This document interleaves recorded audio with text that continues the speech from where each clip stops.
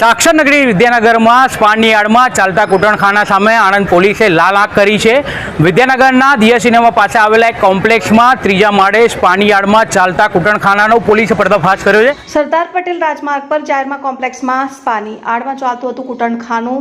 કુલ 8 યુવતી 8 ગ્રાહક એક સંચાલકની કરવામાં આવી અટકાયત।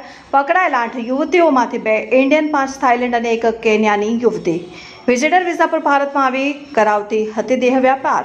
આણંદ એસઓજી પોલીસે સ્પા સેન્ટરમાં દરોડા કરી યુવતીઓને અને યુવકોને રંગે હાથે ઝડપી પાડ્યા।